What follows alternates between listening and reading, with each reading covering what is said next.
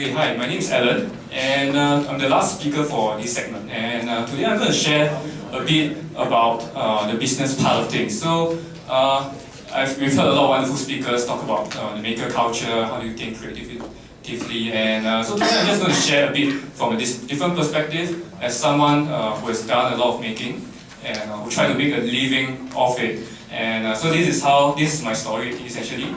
And so this is my handsome photo when back I was still in school. My background is actually in robotics. I started doing robotics when I was in primary school, and that was in 1999. So it was very long. So in primary school, secondary school, junior college, I was in the robotics CCA. And when I went over to university, I went to the dark side. I actually joined finance.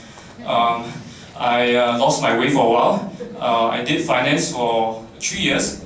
So I did financial engineering. Essentially, I did a lot of program algo trading. I did a lot of data optimization, data science, and all these things. And after 3 years, I decided enough is enough. I'm going back to robotics. And so currently, me and my friends, we run this company, Now Space, and we've actually been running it since 2008. So what happened is actually during university time, we were actually running the business on a part-time basis. And so all the while from 2008 until today, we're still running the company, and some of them are still part-timing. But me and a few other colleagues were running this company full-time. And so this is my story. So that's me when I was in secondary school. So I'm the person on the left. And another photo. So I look like the typical nerd in school. That was when I was 15 years old. Okay. It was a solar car competition back in 2003. This was in 2005 in my bedroom. We were trying to assemble a robot for the first robotics competition. This was held in Science Center actually. This was in Science Center. This is my team from ACJC. So we built a robot for the competition. This was in 2006. We hacked open the old printer for cleaning transparency slides. It reveals my age, right? Nowadays we don't even use transparency anymore, but we actually, last time we thought it was a good idea to have an automated transparency cleaning system. So actually we did that, and we did that for an exhibition. So in 2013, these are some of the projects that I've done when I was much younger. We did this flame table exhibition for ASXC, which is a competition held at Science Center in 2013. So we came in third place. So me and my friends, we're actually from SMU, the Singapore Management University. It was pretty weird because there were teams from NTU, NUS, the various polytechnics. There was this one team from SMU, and people were wondering what's this SMU team doing there. And so I found a group of like-minded friends, and we just wanted to do something that was really fun. And so this is the project.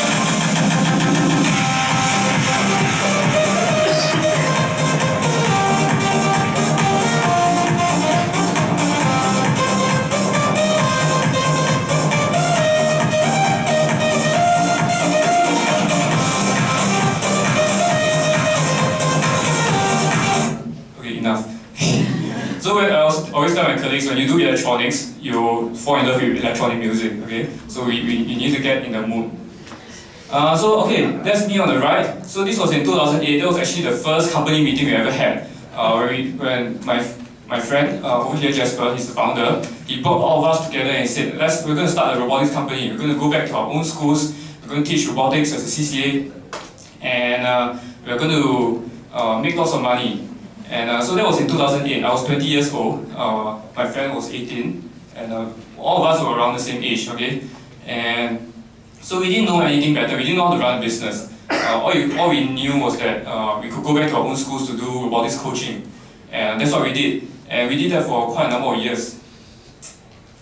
So yeah, I always like this quote. It was only after we started running the business for a few years that we realized that things were not as easy as it seems. The first few years that we did the trainings and all these things were going pretty well. And we actually kind of made a bit of money here and there. But as we started to expand the business further, we started to realize that there were more and more difficulties. This is one graph which I like. This is called a Dunning-Kruger effect. Not sure if you've heard it before.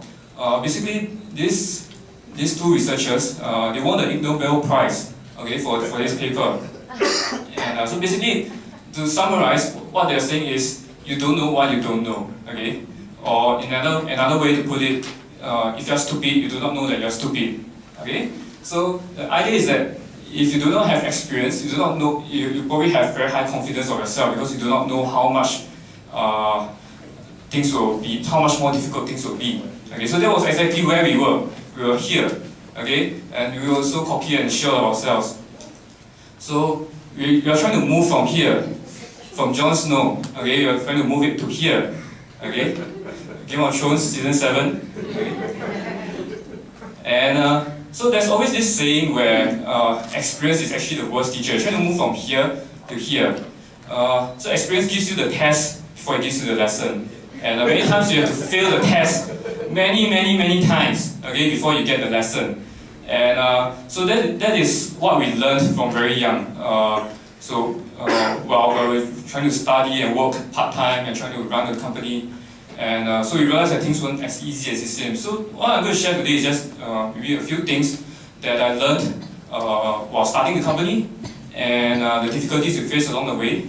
And yeah, so this is how the team looks like today. We are all looks a bit more mellow and older, and so that's me over here. Okay, so in 2013 we started this company. In 2013 we expanded our company to include the private arrangement center at the Bukit Timah fire station. And hashtag true story. I was running across this road, and I saw a for rent sign. So I went in, I saw this. I love the space a lot, and I decided, yes, we're going to rent this space. We're going to teach robotics, we're going to teach electronics to kids in the neighborhood. And so at that point in time, we didn't have a permanent office space. We were actually working all from our own bedrooms. So this was actually the first time we actually expanded into a physical space, trying to cater to a wider audience. And so being the business student I was, okay, I did all the financial modeling. I did all the projections, I calculated roughly how much we needed, I calculated roughly how much money will come in. And so which led me to my first realization, okay, always be financially conservative. After you estimated whatever you can take in and pay out, double your expenses and half your revenue. Why do I say that? Because we tend to be over-optimistic about ourselves. So at that point in time, I thought, wow, actually we've been running school training business for 5 years, and we've had a strong track record. We're going to have so many students coming in. I estimated that we probably have at least 60% take-out rate for all the classes. I was so far off. I estimated that we will break even in the first year. I was so far off. So this is confidential. Please don't take photo. Okay? Please don't take photo. This is confidential. Okay. This is just the financial chart of just the revenue and expenses of this part of the business, of the private arrangement business. So we started with $28,000. Us being poor students, 4 of us, we chipped in money. We threw in $28,000 together. We're going to start this business. We're going to turn around in 1 year. We are so innocent and naive.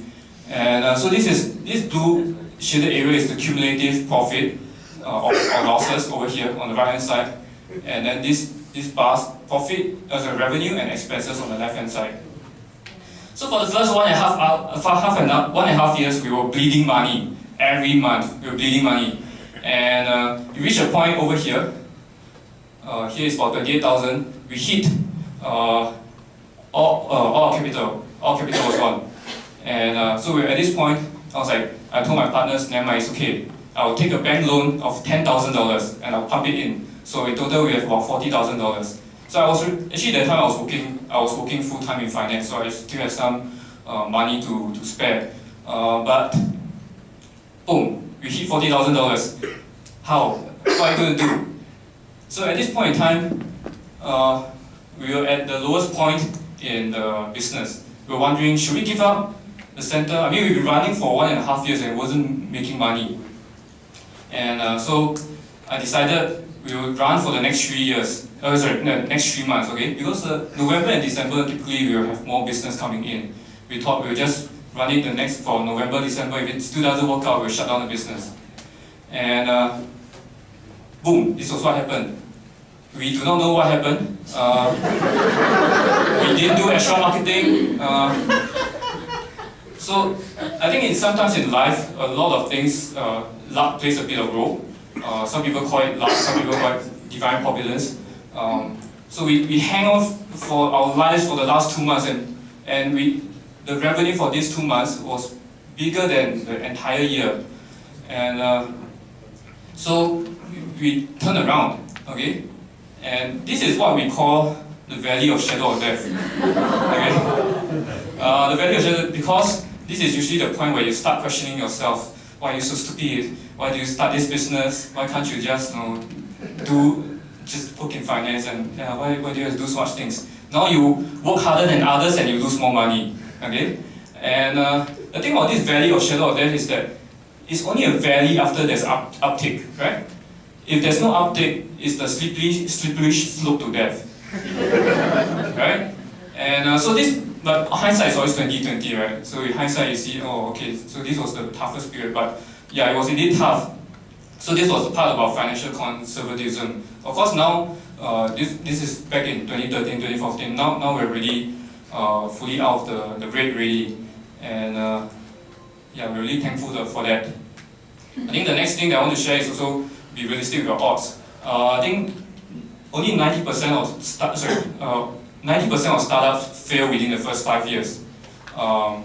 Many times the startups fail because either they do not offer something that is meaningful, like what Panas was sharing just now. You're not sharing something meaningful, what people really want. You don't make them lazy enough. Alright? So people are not willing to throw money at you for that.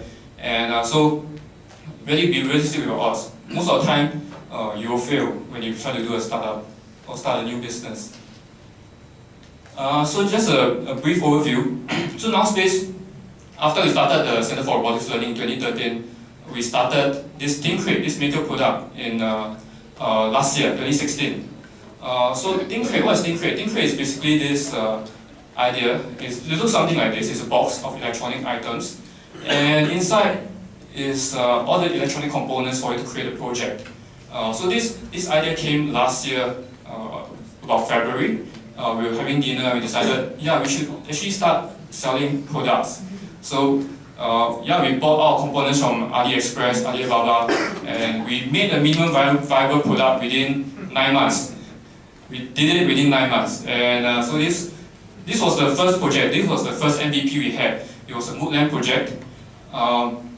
So basically it's something very simple, but something cheap and simple enough for common people to do and to put on their desk. Another project that we did.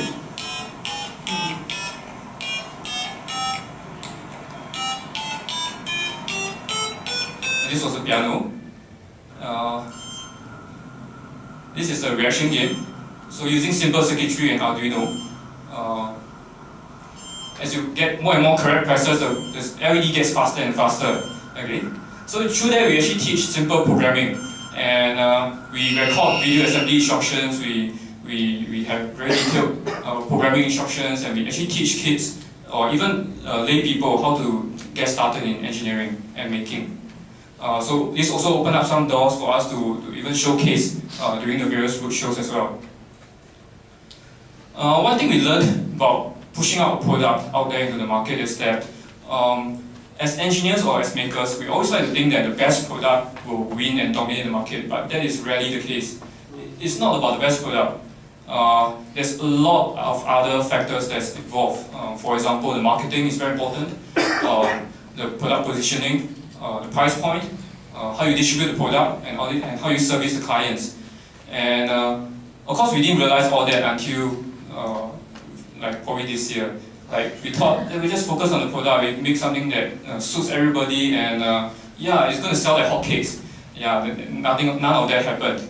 Okay, we are still trying to tweak it such that it's accessible for everybody. And I think the most important thing about the product is that you need to define the market segment right from the start. If you do not have a clear market segment of who you are trying to sell to, the rest is very hard to follow. So the last point that I have is actually about making business decisions. And This one is very close to my heart because as a business, as a startup, you are bombarded with decisions and choices every single day. And as the business grew larger and larger, as we offered more and more courses, as we go for more and more exhibitions, as we come for maker fairs and things like that, people start noticing us. And you get more and more business propositions. Of course, I don't get 3,000 emails in a day, but of course, we will get more and more people contacting us. And each of these business decisions that you have to make can weigh you down. And okay, just to show some of the.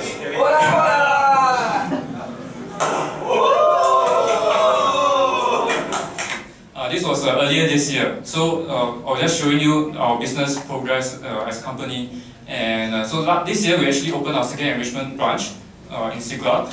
And this is how it looks like now, much more atas looking, right, compared to the first one, because we have more money now already. Yeah, so making business decisions is hard. Why? Because many times different people will come up with different propositions, and one thing which I learned is that unless the proposition really excites you, the default answer should be no. Why? Because you get a lot of requests for doing different things. For example, we have requests for showcasing our products at certain places, or we have requests to run certain courses for free. For exposure, some people are very familiar with that. So when you're down and out, when you're nobody, when you want to get your name out, that is, you say yes to everything. But once you have the momentum going, it drains you. Each of these things will drain you. So usually my default answer is no, we won't do it unless I have some interns to spare and send them out. The last story which I want to share is that after we came out of the Valley of Shadow of Death, we were approached by one angel investor, and so he gave us a very good offer, and he wanted to buy a portion of the company. So at that point in time, after the near-death experience, having an angel come down and speak to you and tell you, we're going to give you this money, will you take it? That was the biggest business decision I had to make in my life. I've never seen such a big amount of money in my bank account. Okay, and it's very tempting to take the money. Why? Because I finally can tell my parents, my company is worth this amount of money now. And you can boast to your friends that finally all your hard work has paid off. But in the end, we decided not to. Why?